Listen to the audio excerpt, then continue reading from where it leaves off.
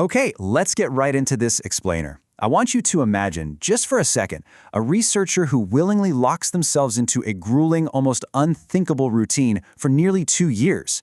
We're talking about producing thousands of dense academic papers across vastly different subjects. We're talking about extended 22-day fasts, intense liturgical participation, and using artificial intelligence to process an absolute mountain of human knowledge.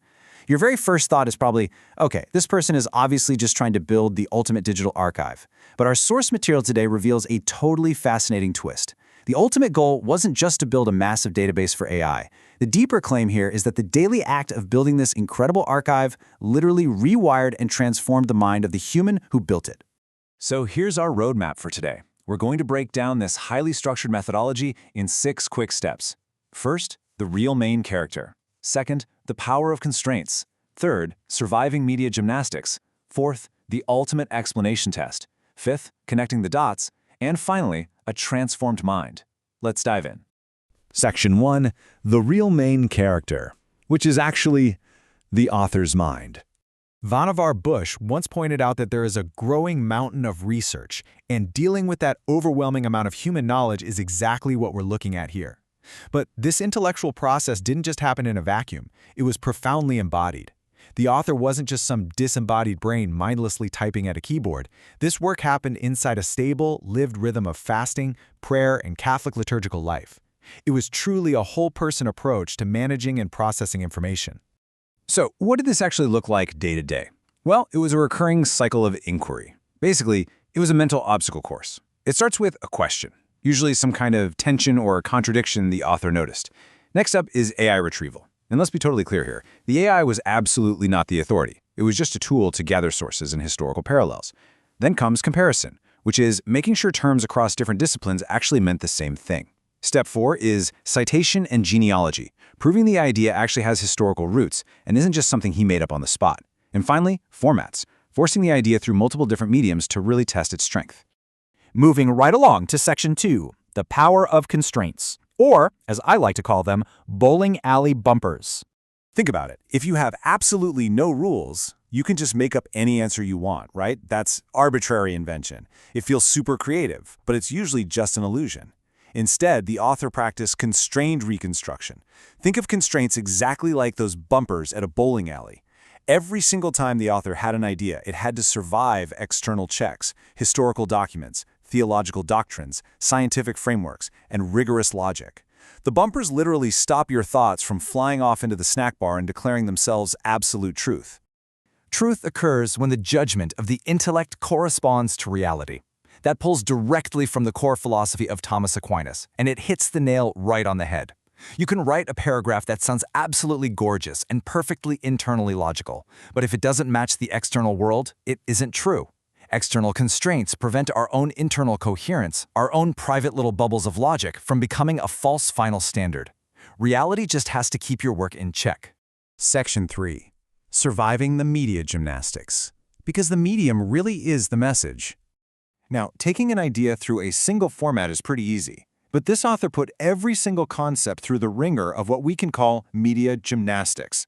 First, a long-form research paper which demands sustained continuity over 100 pages. Then, boom, a formal derivation, stripping away all the rhetoric to expose the raw logical steps.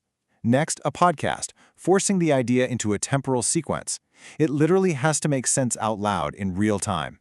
Then a short video, demanding brutal compression, where you have to find the absolute center of the idea immediately. And finally, conversation, where the idea has to adapt to misunderstandings and real-time pushback. The medium does not merely deliver the thought. It asks the thinker to know the thought differently. That is absolutely crucial. Translating ideas across all these different media doesn't just distribute information to more people. It fundamentally alters the cognitive demands placed on the author.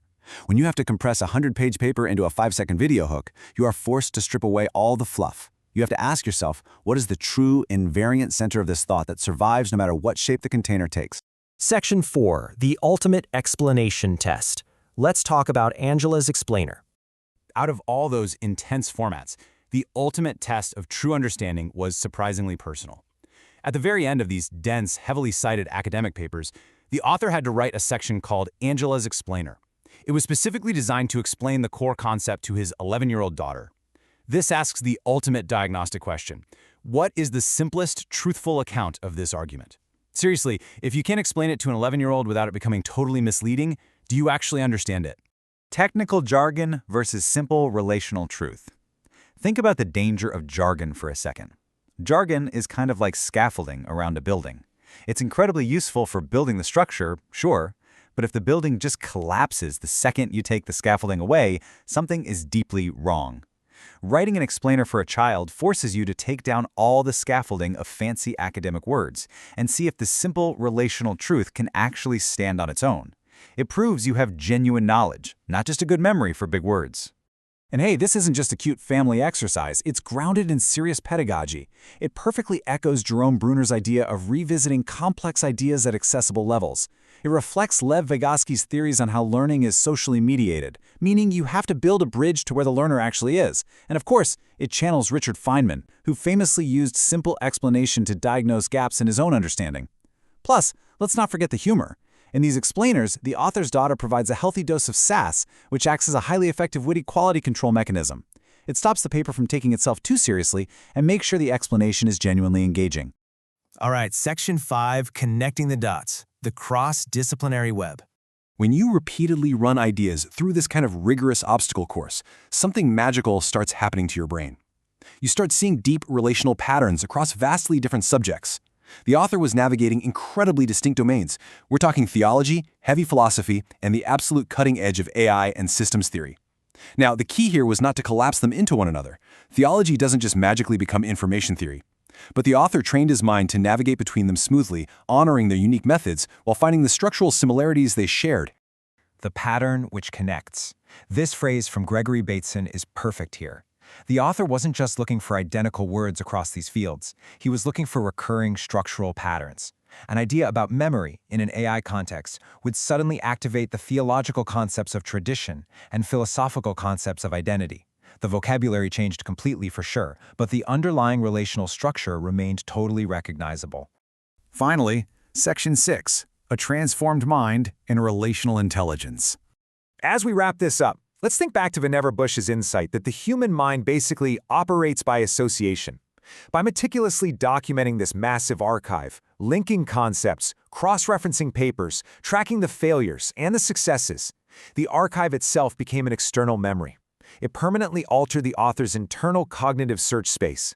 When he grasped one item, his mind literally learned to snap instantly to the next associated thought, exactly like Bush predicted. Priority of relation over isolation, topology over discrete retrieval, recognition over verbal formulation.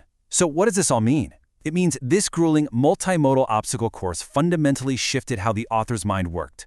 It moved completely away from just memorizing isolated facts and propositions. Instead, it prioritized deep relational understanding. It became about topology, seeing the whole map and how things connect, rather than just retrieving discrete data points. Ultimately, the author developed the incredible ability to recognize the shape of a truth before he even had the words to explain it. Which brings us to the final thought I want to leave you with today. In an age where we are all constantly drowning in articles, podcasts, and endless feeds of data, ask yourself this. Are you just collecting information, endlessly piling up bricks without a blueprint? Or are you actively putting your ideas through an obstacle course, testing them against reality, and actually training your mind? Thanks for joining me on this explainer, and I'll leave you to think on that.